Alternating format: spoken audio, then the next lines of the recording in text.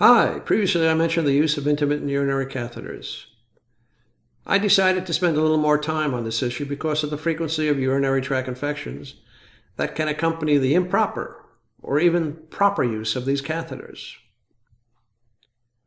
A urinary catheter is a flexible clear tube designed to conveniently empty the bladder when a patient is unable to do so themselves. Again, intermittent catheters are used to empty the bladder of urine. The need to do this is usually a result of urinary retention, bladder obstruction, and some neurological disorders. As individuals live longer, the use of intermittent catheters has increased, particularly among males with prostate problems that have been ignored by physicians. The individual will usually use an intermittent catheter 4 times a day. This eliminates the need to wear a continuously draining catheter. The use of intermittent catheters gives the individual more freedom for a better active lifestyle. The primary problem with the use of intermittent catheters is the occurrence of recurrent urinary tract infections. Bacteria can contaminate the urinary tract from the improper handling of the catheter. The improper preparation of the urinary meatus or external opening of the urinary tract. Contamination from contaminated water being used in the preparation for catheter insertion. An improper catheter type being used.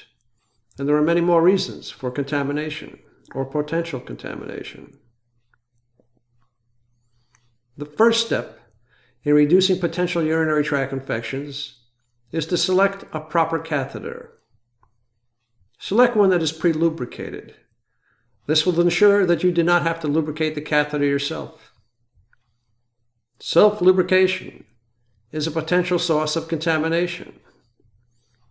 I have encountered patients that have been prescribed latex catheters and told to use KY jelly to self-lubricate the catheters before insertion.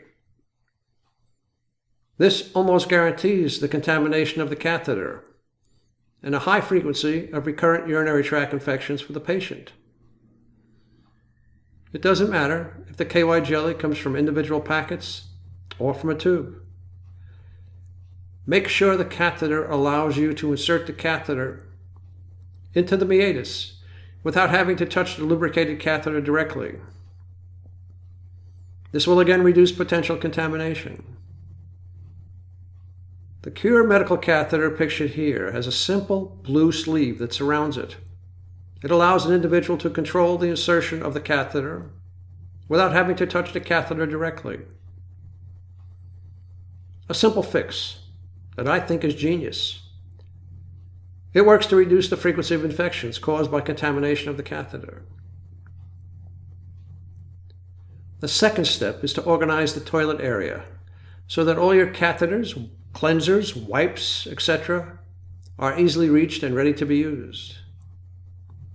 The third step is putting together a procedure that eliminates potential contaminants on your skin, your hands, and the urinary meatus of the urinary tract. This will require you to wash your hands thoroughly with an antibacterial soap. You should also sanitize the meatus and surrounding skin with hydrogen peroxide or alcohol wipes or both. This should be done before inserting the catheter. After the bladder has been emptied and the catheter removed, the meatus should be wiped clean with an alcohol wipe. If this does not reduce the number of urinary tract infections that occur, then you must review your procedures to eliminate points of potential contamination. Over time, you will get a feel for when a urinary tract infection is developing and begin to treat it promptly, instead of letting the urinary tract infection progress to a more severe state. If the infection persists, take a urine sample to your physician. Take the sample at home. Physicians' office washrooms or toilets normally do not accommodate a catheter sampling, and the possibility of contamination is far greater there than at home.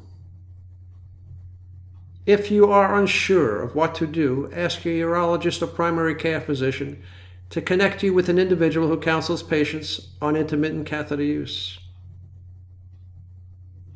You will never eliminate the possibility of urinary tract infections, but you can greatly decrease the frequency with the right catheter and the right pre-insertion procedures. Don't let the physician initially directing you to use catheters send you away without complete and proper instructions on catheter use. This occurs too frequently. I do not kid you about this. You can't make this up. I have frequently seen patients be prescribed intermittent catheter use with little or no guidance on catheter use and the prevention of urinary tract infections. Well, I hope this helps. Have a good day.